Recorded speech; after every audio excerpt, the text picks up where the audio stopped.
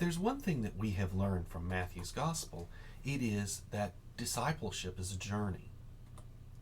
And journeys require preparation. That's what Jesus is doing for his disciples in Matthew chapters 24 through 25.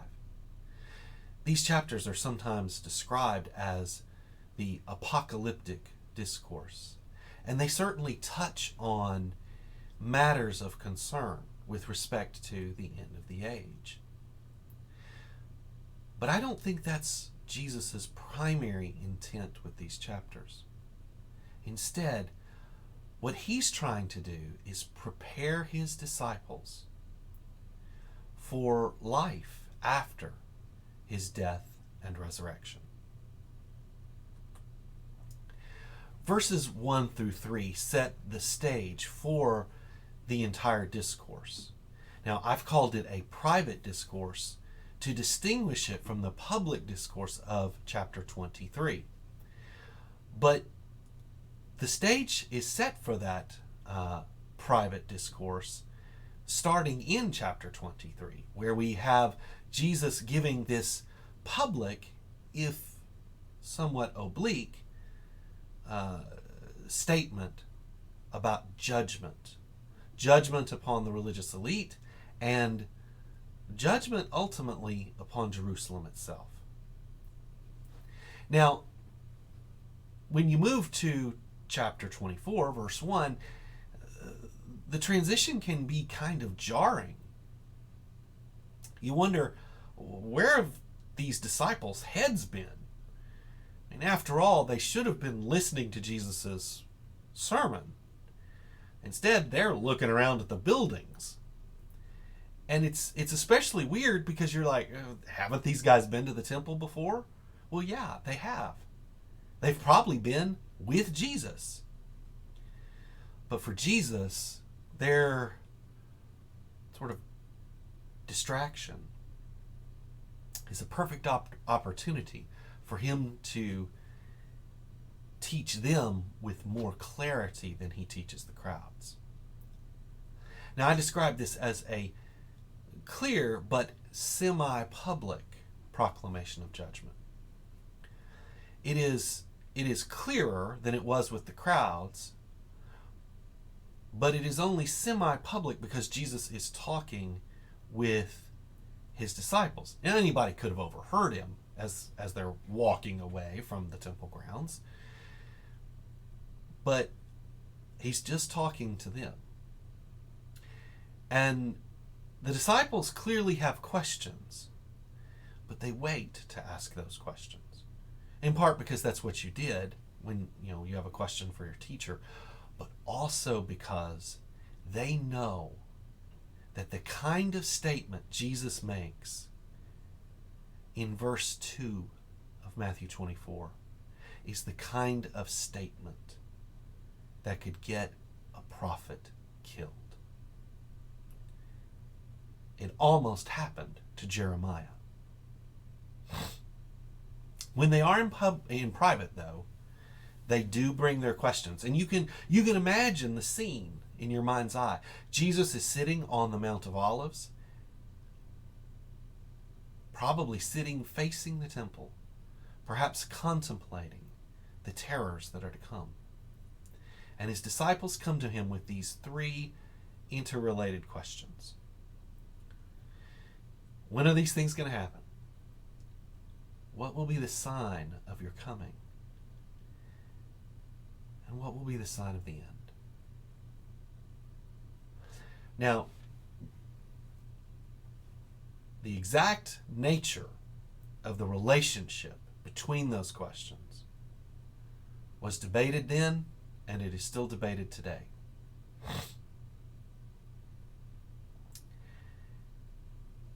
And interestingly, that's not really where Jesus starts.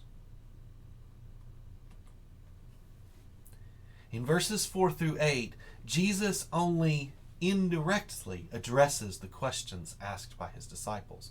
We'll talk about that in a moment. No, what he does is he describes for them what I have called the age of discipleship, What is the world going to be like as these men and the women who are with them carry out the commission that they will be given in Matthew 28, verses 16 through 20.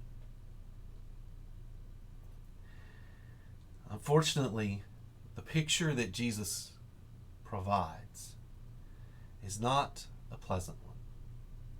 The age of discipleship will be an age of anxiety and upheaval. False representatives of God will appear. In fact, they will claim to be coming in the name of Jesus himself, but they will claim the title of Messiah for themselves.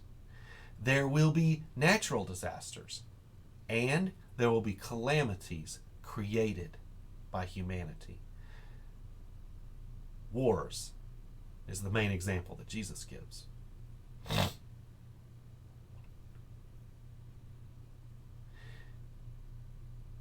And in the midst of all of that, Jesus gives precious little advice. He tells them, don't be deceived by these false representatives of God, and he tells them, don't be alarmed. But that's because advice is not what they really need. They really just need to know that Jesus knows what is coming. You know, it's sort of like if you're going in for a root canal, you know, and if nobody ever tells you, man, this is really going to hurt, you can be traumatized by the pain, right? Because all of a sudden you experience this excruciating pain that you were not prepared for. But if people warn you, hey, I know you have to have it done. It's important to have it done. It'll be better once it's over, but this is really going to hurt. Now you're ready. It doesn't make the pain any less. It's still going to hurt just as much as it would have if nobody told you. But you're prepared for it, so it doesn't traumatize you. You realize it's coming, and so you can endure it. It's not something to be anxious about. It's not something to kind of worry about. Oh, wait a minute, does this dentist know what he's doing? Does she have a good handle on that drill she's using? I mean, because no. You know that this is how it is, and so you just kind of deal with it. That's what Jesus is doing here, and this is where we need to come back to Jesus's indirect way of answering his disciples' questions, because there is one little piece of information that he gives them, one little piece that we haven't talked about yet. He tells them the end is not yet. Just because all of this turmoil is swirling around you does not mean that the end of the age has come. No. These phenomena, these experiences are just par for the course. This is what the age of discipleship will be like. As I speak these words to you, we are less than 24 hours after someone tried to assassinate a candidate for president of the United States. And I think, you know, there's a lot of people out there, oh, this has never happened before. Well, yeah, actually it has. But more than that, we shouldn't be surprised when the world goes crazy. Because in fact, the kinds of experiences that Jesus talks about, the kinds of experiences that try the souls of men and women, those experiences have not been the exception in human history. They have been the rule.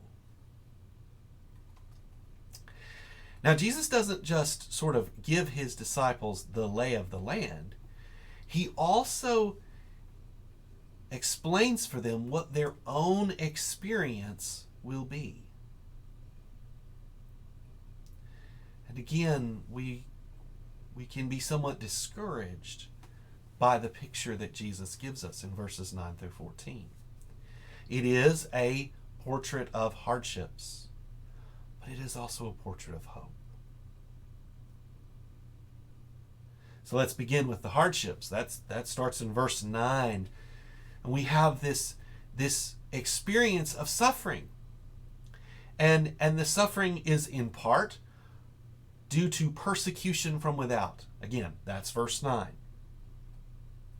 And Jesus talks about these different phenomena. You will be arrested. You will be tortured. The NIV translates it persecuted, but it could well be tortured. You will be killed. But what's the real issue here? The real issue is that you will be hated by all nations for the sake of Jesus' name. And here we want to take a little bit of time to expound on what it is that Jesus is perhaps thinking. Because notice the language. You will be hated by all nations. It causes your mind to wander backwards into what Jesus has already said. Nation will rise against nation and kingdom against kingdom. Perhaps that echoing of language he's already used is intentional. He could have just said, everybody will hate you. It's easy to say that in Greek. That's not what he says. Why? Think about the causes of human wars. It's either due to the grievances of a people or the ambitions of a ruler, or both. That's why wars happen. And frankly, it doesn't matter whether you are a Christian in the just war tradition or whether you are a Christian in the pacifist tradition. No Christian is going to participate in that. Why? Because that's not how the kingdom of God works. We address grievances by forgiving. We address ambition by humbling ourselves. And we plead to God, and yes, to higher authorities that God has put into place for justice. But our response to our grievances is not to pick up a rifle. It's not to make threats of violence and death. It's not how we work. We serve. We imitate Jesus. We, if need be, die. And because we are unwilling to play the world's game, as John would say, the world hates us. And in fact, that's why, you remember on the previous slide, I told you to look at John 16:33. What does John say? In this world you will have trouble. Well, that's really what Jesus says. John records it. But take heart, Jesus says, I will overcome, or I have overcome the world. I have overcome the world. It's the same thing that Matthew is saying here. You will have trouble. And that trouble will come in large part because you don't fit in. Because you don't play the game that dominates human life, human societies. Now, as troubling as the persecution from without can be, the decay from within can be even more troubling to the disciple of Jesus. You know, when we read Paul's letters, we see this beautiful vision of what the church is supposed to be. John gives it to us too. And then we have these experiences that Jesus describes here, and it can be disorienting. That's why we have to read Matthew's gospel so that we can hear what Jesus says in Matthew 13, where he tells the parable of the wheat and the weeds, and then explains what he's talking about. We have to hear what he says in these verses so that we can know, this decay that we're seeing, It's not unusual. Now, what does that decay look like? Jesus is quite clear. There is apostasy. And that apostasy, we don't know why it happens. It may happen because of persecution. It may happen simply because people decide, hey, I'm not sure I'm down with this whole God thing. I'm not sure that God knows what he's doing. And even if he does, I don't think I like what God is doing. I'm not crazy about all this. But for whatever reason, apostasy, they abandon the faith. And what happens? When you abandon the God of love, you are left with little else but hatred and betrayal. Then in verse 11, false prophets arise. These people who tell us that we can have what it is that we want, or at least that we can have it in a different way than God intends. And these false prophets deceive. And then, of course, there is, in verse 12, the proliferation of sin. We're not terribly surprised, are we? After all, sin proliferates whenever deception abounds. But that sin robs love of its effectiveness. It kills it. Sounds so much like the society in which we live. So many people, Ross Douthat, Ben Sass, Tim Carney, Yuval Levine, so many others have written on the state of our body politic, the state of our communities, the state of our institutions. And what we see over and over again is that people are dissolving their relationships with their neighbor. They are holding themselves up in their houses and lobbing rhetorical bombs at each other on social media, while on another screen of their computer, they're blowing up imaginary armies or watching fake people have sex.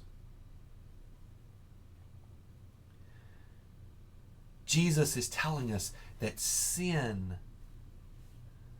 produces suspicion. And he's right. But I don't think he would mind if we said it works the other way too. Suspicion produces sin.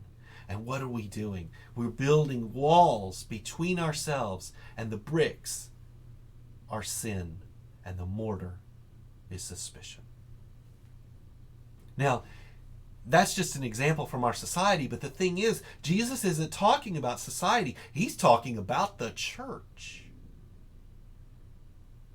He's talking about those who claim to follow him. It's enough to lead a genuine disciple into genuine despair. And yet Jesus doesn't want us to despair. Why? Because there are also experiences of hope. In verse 13, Jesus says, but those who endure to the end will be saved. They will be rescued.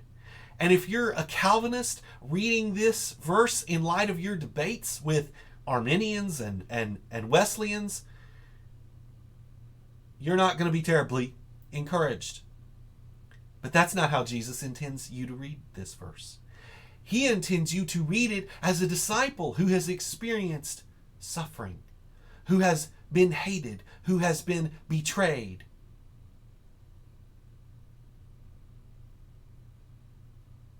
And when you read it from that point of view,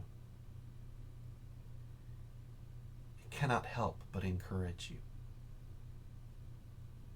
This verse is for those who are standing on the precipice. They know that they can't walk the road of apostasy. They know where that leads. But they're so discouraged. They're so depressed. Jesus is saying, hang in there. you will be saved. I can't promise you that you won't be hated. I can't promise you that you won't be betrayed. I can't promise you that you won't see people that you know and love fall all around you. I can't promise you that you won't be arrested or tortured or killed. But even if all of these things happen, you will be rescued. My God is able. And we need to remember as we read this verse that Jesus has already told his disciples 3 times, yes, I'm going to be killed, but on the 3rd day I will rise. He never tells that story without telling about the resurrection. Then in the first part, of verse 14, Jesus tells us that we will have another experience of hope. We will see the kingdom proclaimed. We will see the good news proclaimed around the world. Now we need to remember, again, what Jesus taught us in Matthew chapter 13. That good news, that kingdom, will advance sometimes in some surprising ways. Remember the parable of the yeast? The parable of the mustard seed? Sometimes the kingdom advances in surprising ways, but it still advances. Sometimes God uses broken people like me, like you, but he uses people and they proclaim his kingdom and people are being saved. It's happening this very day and it will continue to happen. But perhaps the best news of all is there at the end of verse 14. The end will come. Now don't go off and start doing chronology here. We'll learn later that that's not our business. That's not what we're supposed to do. That's not what Jesus is trying to do. You can't just say, okay, we're going to preach the gospel everywhere we can as soon as we can so that Jesus will hurry up and come back and we can get rid of all these hardships. That's not how this works. But the end will come. It will not be generation after generation forever of disciples experiencing persecution and decay. It will not be an interminable succession of wars and disasters and false messiahs. The end will come. You know, when you're studying Matthew's gospel, it can be a really dark experience. It can feel like that being a child of God is all about the hard stuff. And there is a lot of hard stuff in Matthew. But it's not always going to be like that. There will be a day when there are no more wars, when there are no more earthquakes or famines, when there is no more death or mourning or crying or pain, in the words of John of Patmos. That is hope.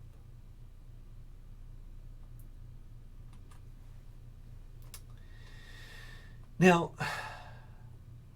Jesus' disciples had some difficult questions. They were really struggling to understand what it was that Jesus was up to. But they did something really wise. They brought their questions to Jesus. You and I need to do the same thing. You will have questions. I have them. Natalia has them. Questions are just part of life. And yes, they are part of discipleship.